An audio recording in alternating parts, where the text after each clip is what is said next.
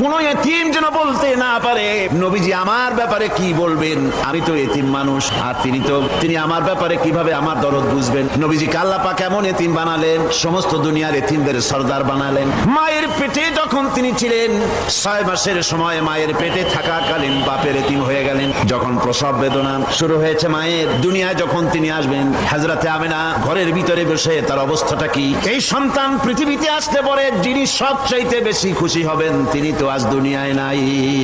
মনের ভিতরে কত কষ্ট। আল্লাহ রাব্বুল আলামিন তার হাবিবকে দুনিয়া আনলেন। রাসূলের দাদা ঘরের সামনে তাঁবুর সামনে দাঁড়ায়া তায়েফ থেকে আগত সাদিয়া গোত্রের লোকদেরকে বলতেছেন, এই ঘরের ভিতরে একটা এতিম বাচ্চা আছে, বেশি টাকা কড়ি দেওয়া যাবে না, যদি দয়া হয় নিয়ে যাও। গরিব মানুষ, এতিম মানুষ দেখে শুনে কেউ আর নিতে চায় না। সবশেষে এলেন ভাগ্যবতী মেয়ে, ভাগ্যবতী মহিলা হযরতে হালিমাতুস সাদিয়া, তিনি এসেছেন। কোনো ছেলে পেলে পায় নাই, সকলের শেষে তিনি এসেছেন।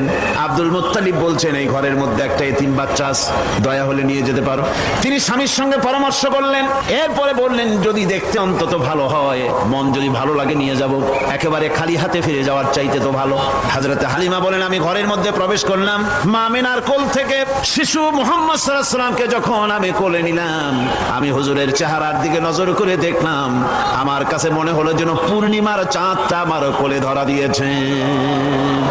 রাসূল কি শিশু মুহাম্মদ সাল্লাল্লাহু আলাইহি ওয়াসাল্লাম কি যখন নিয়ে বাড়ির দিকে রওনা হলাম, যে গাধা আমার সকলের পেছনে এসেছে সেই গাধা এখন সকলের আগে ছুটে চলে যায়।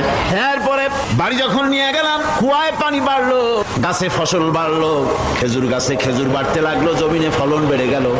রাসূলের দুধ বোন সাইমা রাসূলকে নিয়ে মুহাম্মদ সাল্লাল্লাহু আলাইহি ওয়াসাল্লাম তাকে দোলনা নিয়ে দোল দিতেছে। কি আশ্চর্য অবস্থা!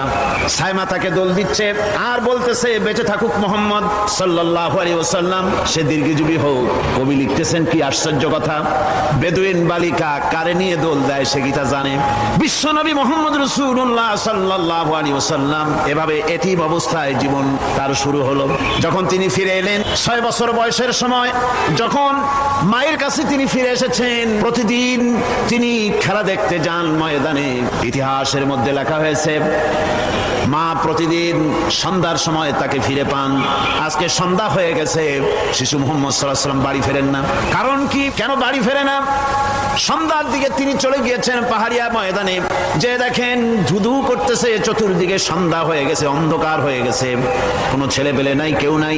পাহাড়ের পাদদেশে বসে শিশু মুহাম্মদ সাল্লাল্লাহু আলাইহি ওয়াসাল্লাম কাঁদতেছেন।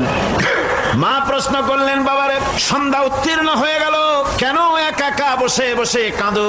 তিনি বলছেন, মাজি আজ কদিন খেলা দেখতে আসলাম ময়দানে, প্রতিদিন দেখি যখন সন্ধ্যা হয়ে যায় মুরব্বী শ্রেণীর কিছু লোক আসে, ছেলেকে নাম ধরে ডাক দেয়, ছেলেরা দৌড়ে তারা বাবার কাছে চলে যায়, আর বাবা ছেলেকে করে নিয়ে মুখে চুমা দিয়ে বাড়ির দিকে নিয়ে যায়। আমি আজ কদিন পর্যন্ত এই ময়দানে এলাম, কোনোদিন সন্ধ্যা বেলায় তো কেউ এসে আমাকে মুহাম্মদ বলে একটা ডাক দিল না। আমার আব্বা কি নাই? আল্লাহ রাব্বুল আলামিন বলেন, আলাম ইয়াজিদকা ইয়াতীমান ফাআওয়া, এরকম এতিম অবস্থায় পেয়ে আমি কি আপনাকে আশ্রয় দেই নাই? আপনাকে আমি পেয়েছি এতিম অবস্থায়, এরপরে আমি আপনারে আশ্রয় দিলাম।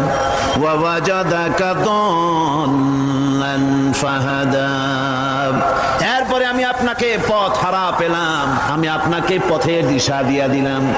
ওয়া ওয়াজাদাকা আইলান ফাআগনা, এরপরে আমি আপনাকে দরিদ্র অবস্থায় পেয়ে তারপরে আমি আপনার দারিদ্র মুক্ত করেছি আপনাকে। সুতরাং ফাআম্মাল ইয়াতীমা ফালা তাকহার ওয়া আম্মাস সাইলা ফালা তানহার ওয়া আম্মা